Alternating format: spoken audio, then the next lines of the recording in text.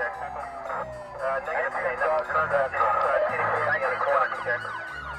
18 Sergeant of Patrol. 19 Sergeant, negative, okay, nothing further. Just TDK in the corner. 18 Sergeant of Patrol. 19 Sergeant, check. We've got a code 187. Officers on the scene.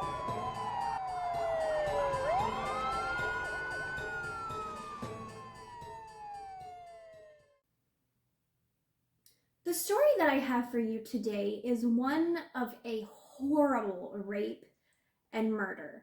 And I really wanted to tell you guys this girl's story because she is still being victimized by the way she appears to the media.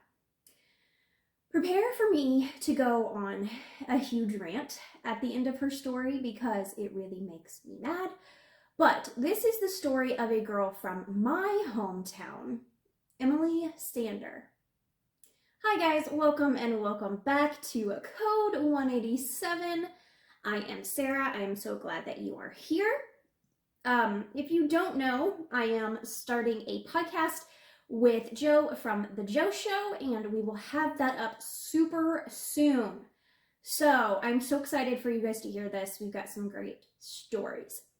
But today, the story that I have for you, I knew when it happened. And the way that the media twisted this story has me just all kinds of angry. So I wanted to tell you her story and hear your guys' thoughts on the way that the media portrays people. So let's get started. So Irene Sander was an 18-year-old student at Butler Community College in El Dorado, Kansas. She did well at school, and from all accounts, she was likable and normal. Her friend said that she wanted to be a choreographer, and she loved to dance. And her friend said that she's the most independent girl I know. She was anxious to get out on her own and make something of herself, but she was ready to. Now, I didn't know Emily personally, but I do know that she went to the same college as I did. She is kind of from around the same town that I am from. This happened in the very town that I am from, and she is almost my exact same age. And the people that were impacted by this case, they say that she was just an amazing girl, and it's a very sad story. So Emily was reported missing on November 23rd, 2007. Emily was last seen at a bar on the east side of El Dorado. She was last seen wearing a "Don't Mess with Texas" t-shirt and sneakers. She did leave the bar with someone, and that person was also the last person to see her. That man was 24-year-old Israel Morales. So we have this girl now that is missing. There is a hunt on for trying to find her. I know a lot of people thought maybe she had ran away or something like that, but it just didn't all add up. So on November 28th, 2007, Kansas authorities released an image of a bedspread they say might help in the search for Emily. The bedspread was missing from a hotel room that Israel Morales was living in right across the street from the bar that Emily was last seen at. Emily's car was reported to be left in the parking lot of that same motel. And Israel Morales worked at the restaurant attached to that motel. The police released that they had found a large quantity of blood in the hotel room. At this point, I think everyone knew, and you guys know who is to blame: Israel Morales. And investigators were going to find him. But Israel was on the run. He was with his 16-year-old pregnant girlfriend. Now, according to the girl's mother, her daughter had called her on November 24th to tell her that Morales had been involved in an altercation when another man attempted to rob him. Police believe that Israel was returning to Mexico, where he was from, and he also had family. This young girl's mother, the pregnant 16-year-old's mother, believed her daughter thought the trip to Mexico was a vacation. The rental car they were driving was found abandoned in Vernon, Texas, where Israel had relatives. 6 days after Emily's disappearance on November 29th, investigators found a body 50 miles east of El Dorado along US 54 near the Woodson County town of Toronto. The body was found on the 5th day of a very widespread ground search. They later confirmed these remains to be that of Emily's. An autopsy was performed, but the results of that and the cause of death were sealed until the trial started. On December 19th, 2007, they apprehended Israel Morales in Mexico. Israel was held on impregnating his underage girlfriend and also charged with aggravated indecent liberties with a child. So these charges were from that 16-year-old pregnant girlfriend. Israel's trial began on February 8th, 2010 and went to February 12th, 2010.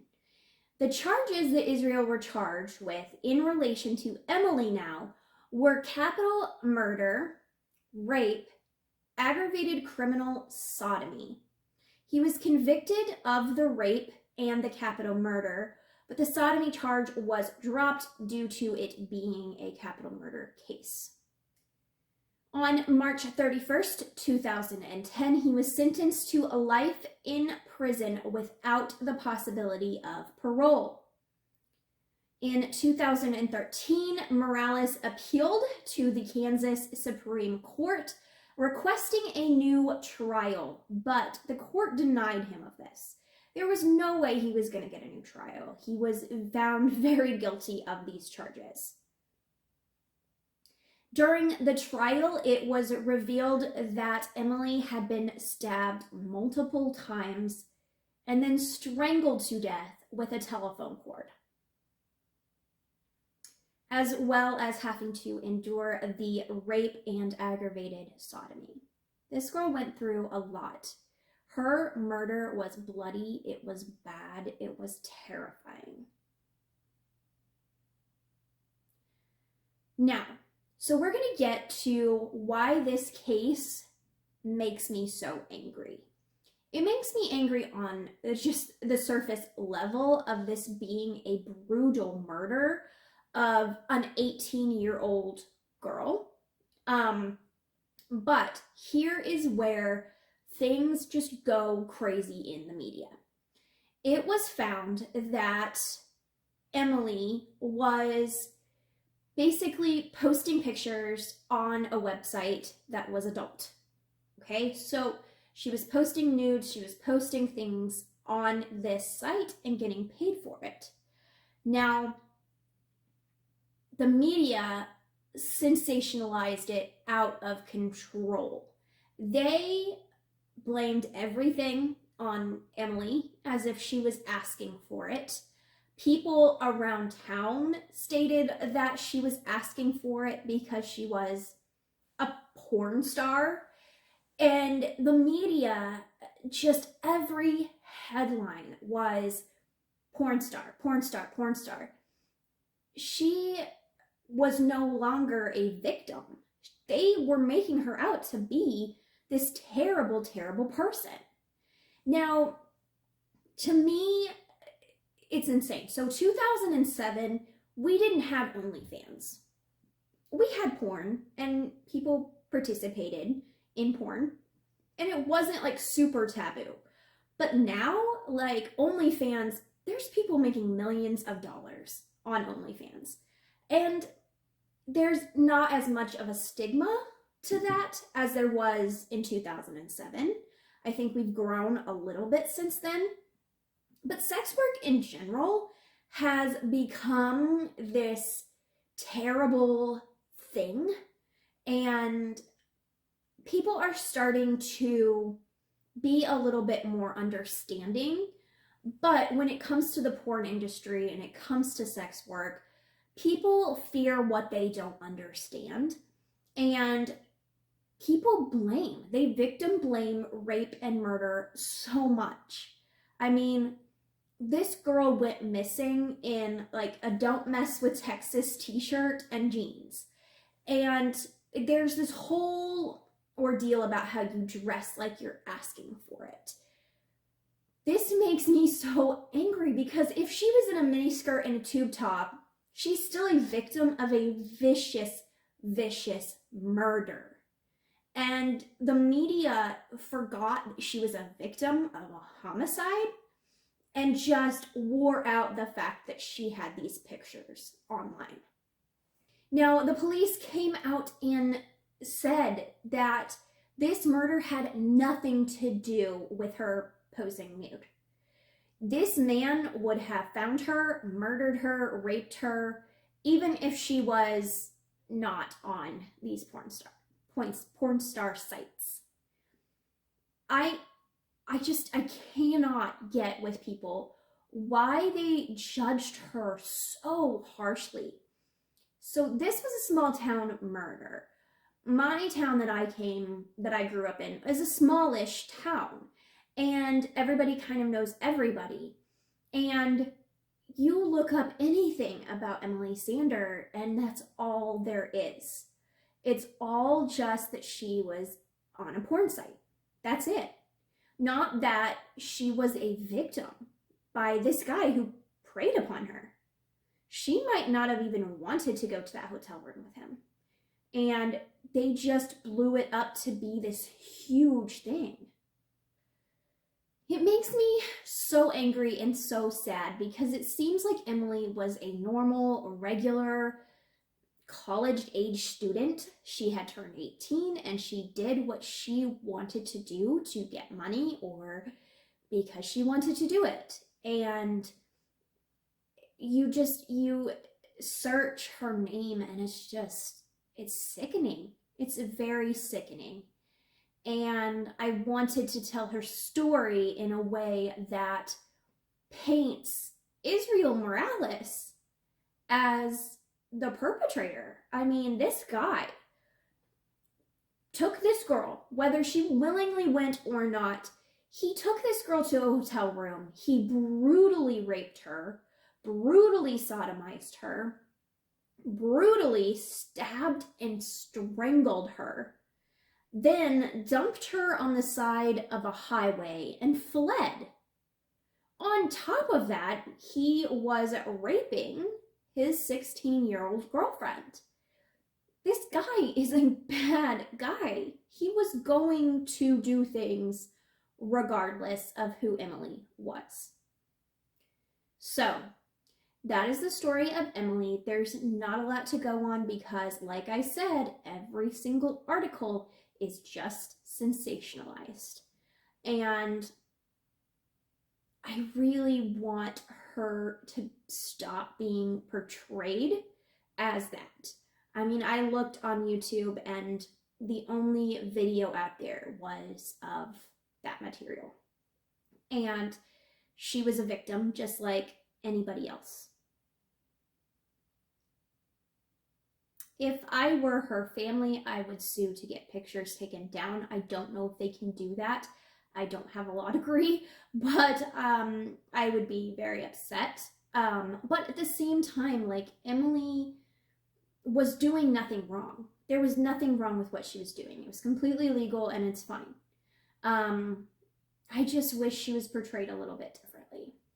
So tell me what you guys think about this case, other cases that are sensationalized. And just tell me your thoughts in the comments below. I want to bring more stories that need to be out there, and this one definitely does. So I am going to post the trailer for the podcast that me and Joe are doing. It is a true crime podcast.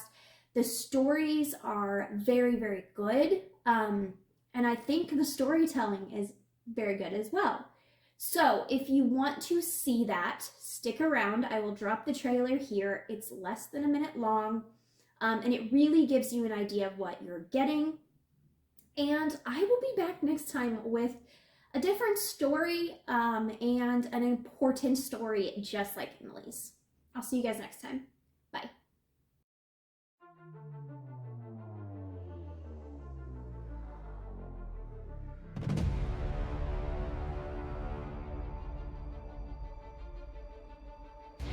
They oddly found another woman's remains near her. Okay. So now they're like, who is this and what's going on? At this point, he covered her mouth and nose and was trying to get her to stop breathing. Mm-hmm. The men will annihilate their whole family and take the kids first. The murderer or attempted murder has made a couple of mistakes, okay?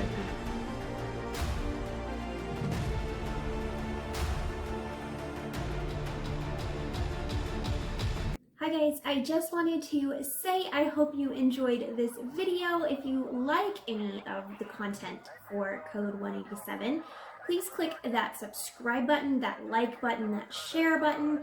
Help us out, help us grow. You can find us on your favorite podcast platforms. Yeah, check us out on there. Give us some ratings. Tell us what you think. We're also across every social media on Code 187. So we're on TikTok, Instagram, Twitter, Facebook. I think that's it. And of course, YouTube. So please, please, please subscribe if you like our content and spread the word. We'll see you guys next time. Bye.